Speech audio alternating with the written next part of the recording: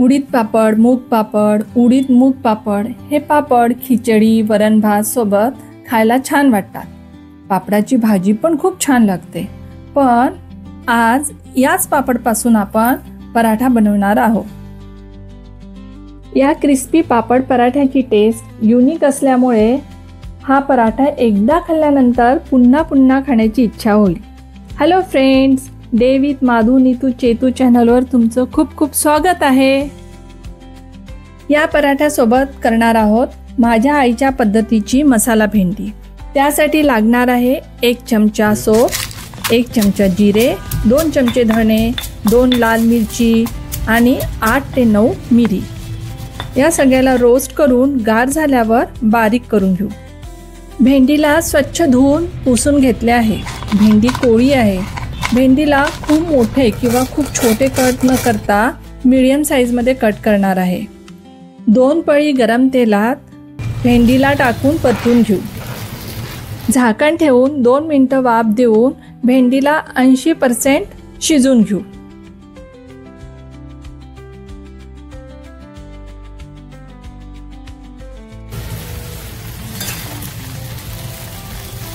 भेंडीला प्लेटमध्ये काढून त्याच कढईत पळीभर तेल घालून कोथिंबीरचे देठ, आलं, मिरची याला बारीक केलेली पेस्ट घालू. धणे, जिरे, सोप पावडर पण घालून घेऊ. बारीक केलेले 1 टोमॅटो घालून मीठ, तिखट घालून शिजून घेऊ.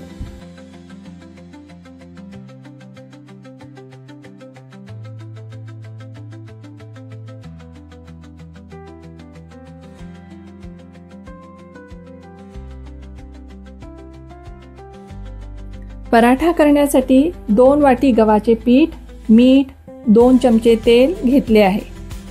थोडे थोडे पाणी घालून पीठ भिजून घेऊ. नॉर्मल जसे पीठ मळतो ना तसेच मळायचे. मळलेल्या पिठाला 10 मिनिटासाठी साईडला ठेवू.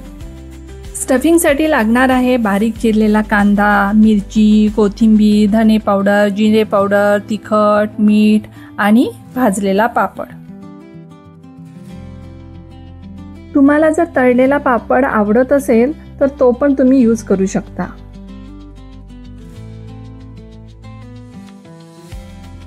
पापडचा हाताने चुरा करून घेऊ. त्यात कांदा, कोथिंबीरचे मिश्रण मिक्स करू.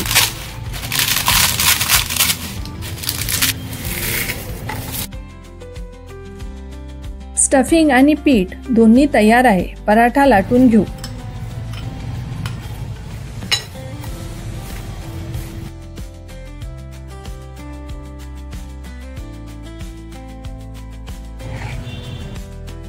लाटलेल्या पोळीला अशा प्रकारे कट देऊन तेल किंवा तूप लावून स्टफिंग असे ठेवून फोल्ड करून घेऊ.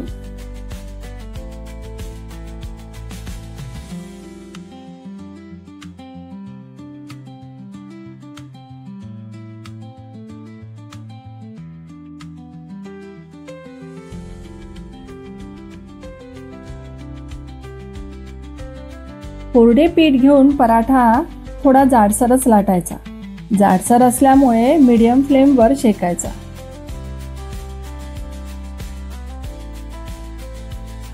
दोन्ही साईड शेकून घेतल्यावर तूप लावून पुन्हा शेकून घेऊ. गरमागरम पापड पराठा तयार आहे.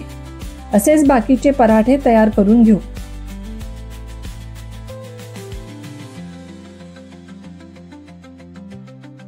हा पराठा दही, चटणी, सॉस सोबत छान लागतो.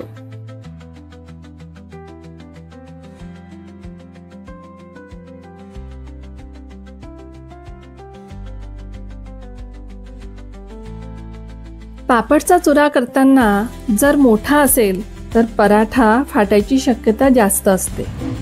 चुरा या साईजमध्ये असेल तर पराठा क्रिस्पी बनतो.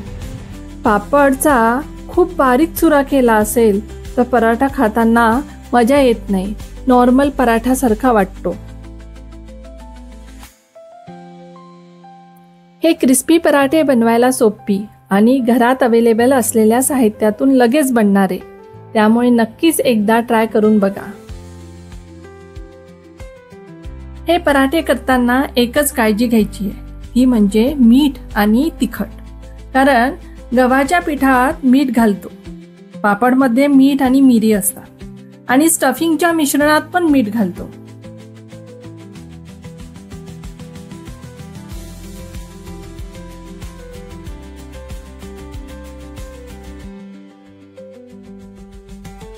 नेहमीच्या साध्या भाजीला वेगळ्या पद्धतीने बनवले तर ती स्पेशल भाजी बनते. या भाजीत कांदा लसूण नाही. आई सहसा या पद्धतीने भाजी आम्हाला टिफिनला द्यायची आणि आमचा टिफिन स्पेशल बनवायची.